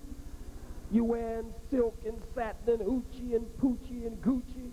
And if you can't afford that, you're wearing the twins, Polly and Esther, for Easter. Who was Easter? This is genocide. This is a part of the Holocaust. Who was Easter? Easter is an old white sex god. Got nothing to do with Jesus.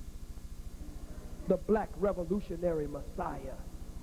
The black Son of the living God, the black Messiah, the black Redeemer. What does a white rabbit have to do with Jesus? What does a white man with a red suit on have to do with Jesus? This fella gets more play than Jesus. You better stop sitting your babies on these crackers' laps in these malls.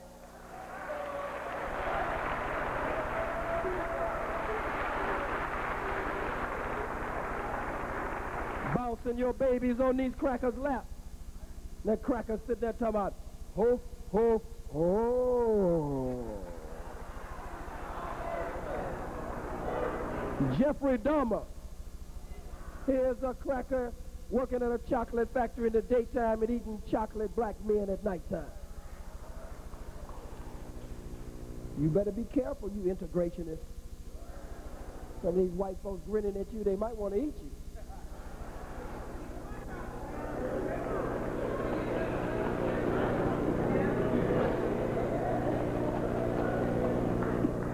Look,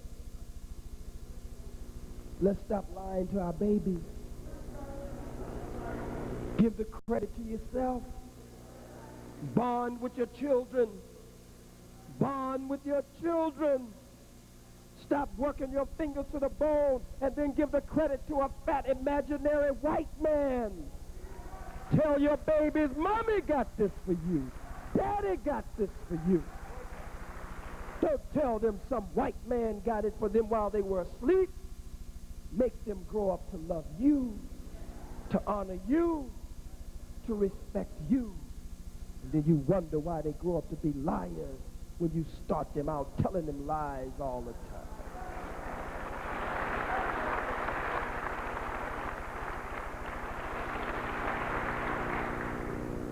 White people in pagan backward Europe used to get buck naked. The white woman would dye her body and paint her body from head to toe. She would hide in the bushes, hide in the trees, hide in the caves. The white man would go, he didn't go Easter egg hunting. The white man would Easter leg hunt. And wherever he found a white woman, he'd jump right on her right there. Sometimes 2 or 3 men would jump on one white woman. They thought that all of this silly, perverse sexual activity is what made the flowers bloom, what made the birds sing, and they thought that filled the atmosphere with the fragrance of spring. The fools didn't know it was going to be spring anyway. Some white men would get naked and paint their bodies all over too, and they would go hide, hoping somebody would find them and mistake them for a white woman.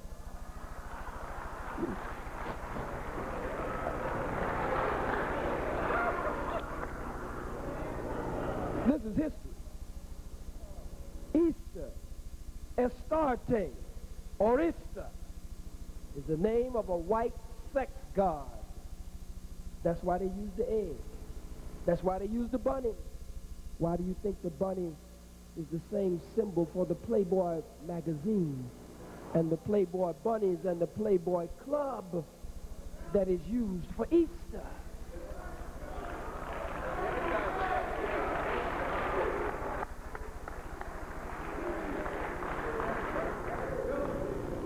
Astarte, Easter, or Easter. They tell you one year Jesus was resurrected in March. Next year he got up in April.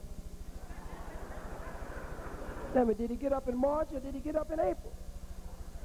You can't get up you can't get up 1 month this year and get up the next month next year. Yo, you understand?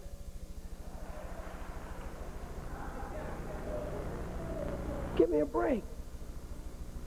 This has nothing to do with Jesus, the black revolutionary Messiah. Get this out of your home. Take these crackers down from your wall. Take this white Jesus down. Take your white angels down. Take your white Mary down. Take your white Last Supper, 13 crackers sit at a table. Take them down. Put them in the garbage can and set the garbage can out on the sidewalk and let the garbage man pick it up and take it to the garbage dump. You must have a black liberation theology to get out of this Holocaust, the burning of our minds, the burning of our culture, the burning of our being, and the destruction of our people and our civilization. Well, those were the key points that I wanted to cover with you. I must say this at this forum, in this forum. Don't abandon Brother Colin Ferguson.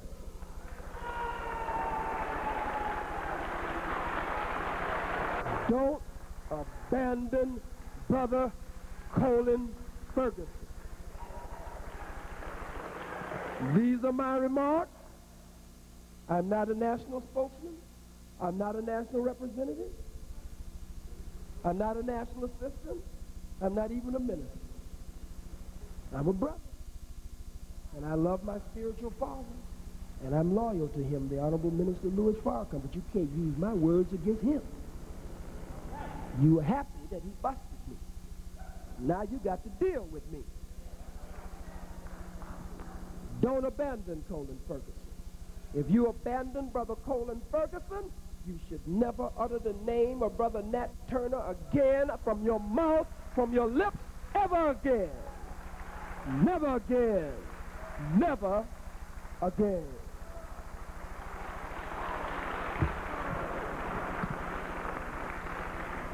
These crackers jumped on Brother Colin Ferguson. They say that the old no-good police, the guards, set him up. They pulled some of them out of the blacks out of there. Let him get jumped on.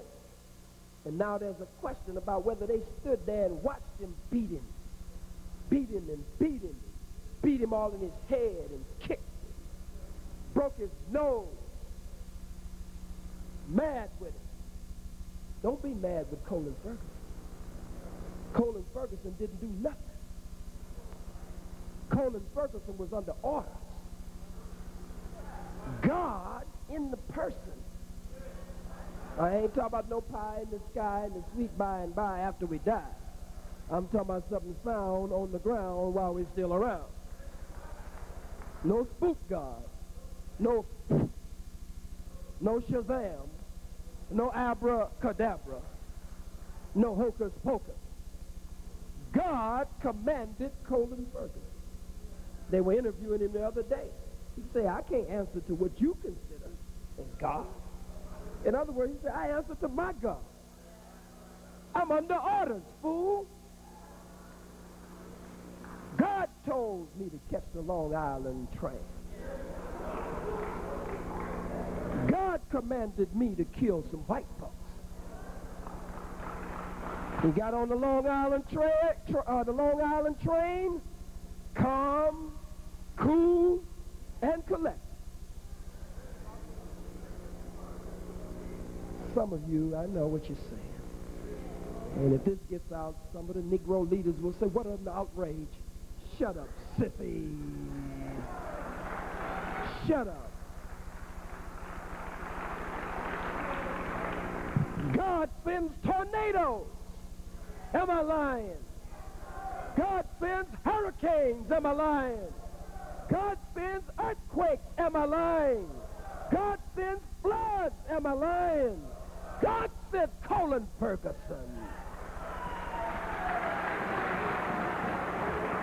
I didn't send him. You didn't send him. He didn't send himself. God sent him. God told him one morning, early one morning, rise up, Colin Ferguson. Go and slay the serpent. Nat Turner had a vision. He was Reverend Nat Turner. 1831. Nat Turner had a vision, said, rise up and slay the serpent. He had another vision of cotton dripping blood. Nat Turner ran off from the plantation, but he was confused. He had read something about honor your master and love your master. And he went back and turned himself back in to the slave master. He reread that Bible. And then he organized. And he went from plantation to plantation, killing white folks and cutting white throats. I didn't send him. You didn't send him. God sent him. What white people must ask is, why would God permit Colin Ferguson to do this? It's either God's active will or God's permissive will. Why did God allow it to happen? Why would God allow one of your own whites to get up in the Texas Tower? Why would God allow it? You got to ask this question. Don't get mad with Colin Ferguson. Colin Ferguson's under orders. He was moved. I want to back it. I want to support it. How many believe he should be supported? Let me see your hands. How many of you would have supported Nat Turner? How many of you would have supported Denmark Vesey? How many of you would have supported Gabriel Prosser? How many of you would have supported Toussaint, Dessalines, Nzinga, Kandasi, Ya Asante Wa, Hannibal, Shaka? All right, hands down. We need to write Colin Ferguson. We need to get, there you go, we need to get Brother Colin Ferguson's address. Don't write him no foolishness. Write him words of comfort. Write him family letters. Because most of these Negroes that normally seek publicity, they try to make every publicity event they can make. And they won't go near Colin Ferguson. They say they deny him his commissary for so many days. We got to let him know he's not alone. When he goes in that Nassau County courtroom, we should be there with him. I want to know when he goes back again. I'm sorry if I have to be. That's the way I feel. If the white man can honor his killers, if he can honor his murderers, if he can have an armistice day, if he can have a Veterans Day, if he can have a Memorial Day, if he can have shrines in honor of his murderers and keep their names in his history book and give them stars and bars and stripes and medals for killing all over the earth, then why can't I honor Colin Ferguson? Why can't I honor Nat Turner?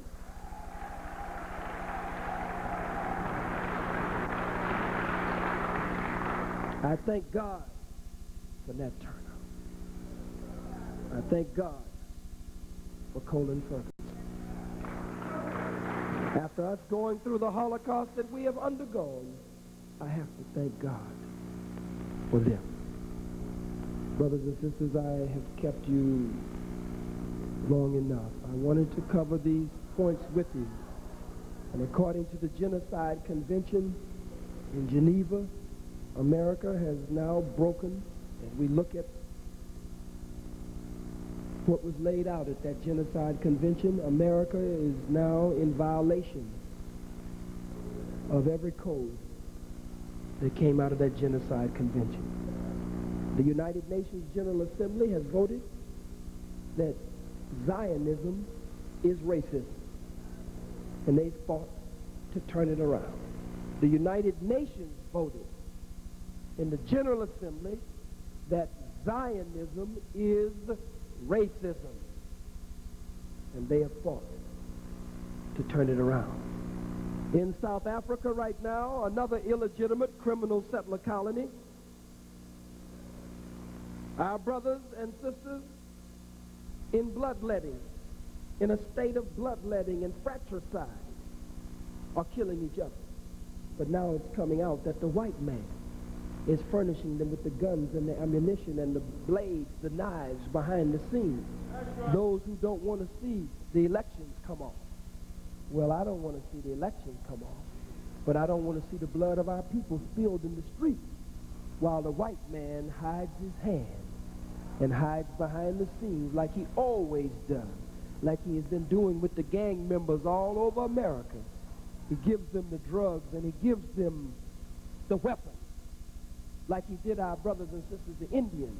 He would give them the drugs and give them the fire water and give them the weapons and the ammunition and cause our brothers and sisters, the red man and red woman, to fight and kill each other, and then he would ease around like he's the Indian agent.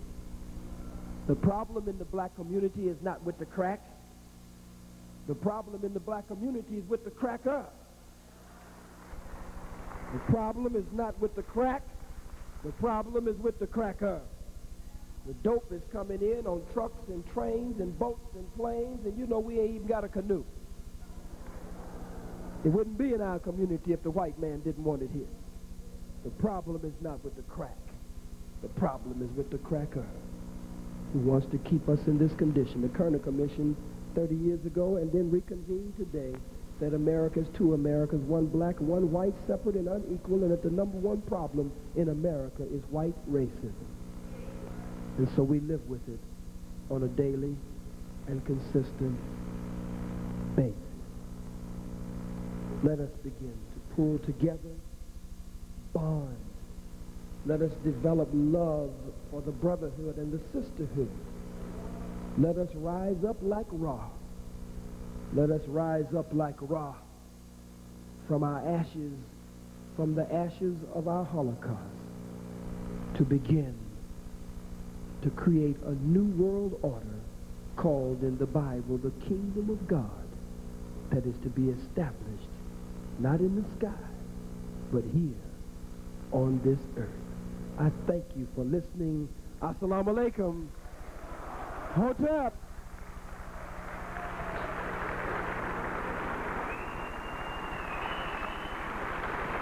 Okay.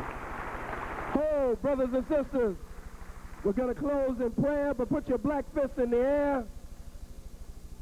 We're going to close with 7 Harambe, given to us by Dr. Maulana Karenga, who gave us the Nguzo Saba and Kwanzaa.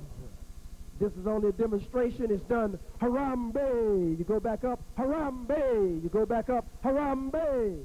You do that 6 times, and on the 7th time, you hold it. Harambe! All right, black fist in the air. On the count of 3. Jali 2. Harambe! Harambe! Harambe! Harambe! Harambe! Harambe! Harambe! Harambe means let us all pull together. I turn you back onto the hands of Brother Malachi. Assalamu alaikum. Thank you, brother.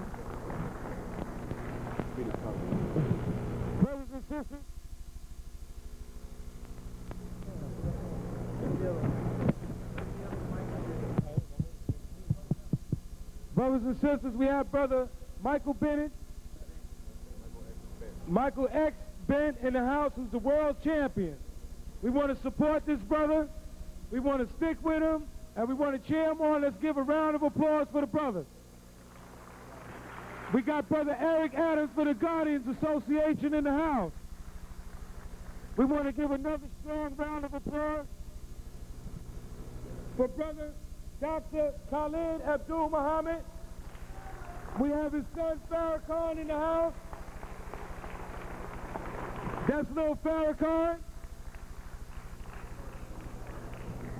And brothers and sisters, we thank you so much for coming out tonight, being patient, making your contribution.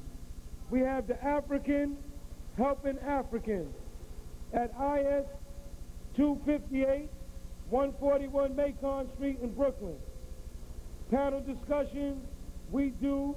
It says, where do we go from here? We're going to have Brother Inhotep Gary Bird.